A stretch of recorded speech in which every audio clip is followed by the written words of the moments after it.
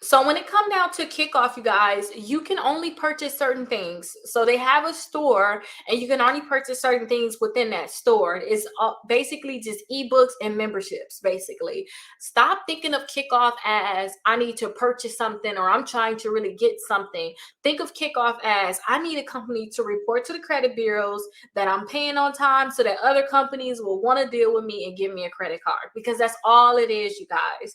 They're reporting to the credit bureaus that you're paying on time, and that you're keeping your balance low. And then once other companies see that, or the credit bureaus see that, they're going to boost your credit score up. And then other companies going to see that you got a better credit score, your credit score is higher, and then they're going to give you a credit card. So that's why I tell people, just don't think about buying anything. Just think of them as they're reporting to the credit bureaus for you. That's it.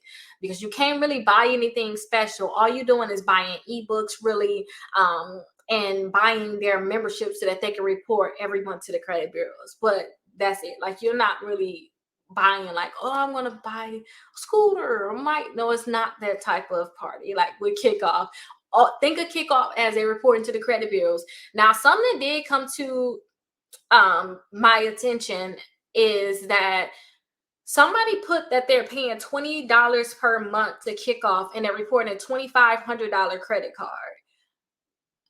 When Kickoff first started, I told you guys that my credit score went up 37 points just from them being added to my credit reports. And that was a good thing, but that account was free. Like, that was a free account.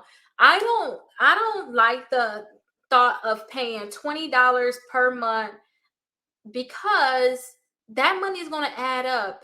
And if you want to get a $2,500 credit card, like, that's not even a credit card, it's a credit account.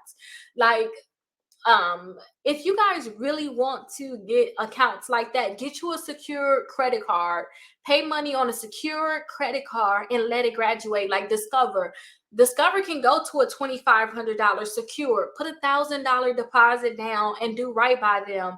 Make sure that you're paying on time. You keep your balance low, and then you're going to see that that card can graduate to an unsecured credit card for $2,500, and you can use that card anywhere that, I believe it's Visa or MasterCard is accepted, okay? But you ain't gotta worry about, let me use it at the store. Now, $20 a month, you guys, that's $240 that you're throwing into this account. I suggest that you just, if you got somebody already sitting in your savings, because all a secure credit card is, it's a savings account anyway to me, because you can always ask for your money back.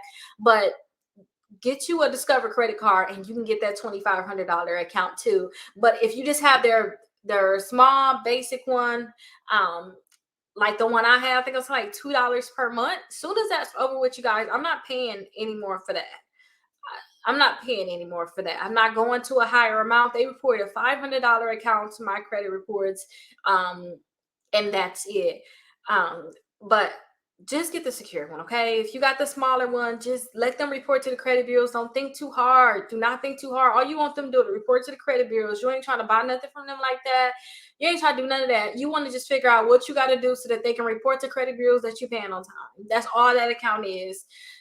So keep that in your mind when you think about purchasing something. Get something that can report for a long period of time at a low amount.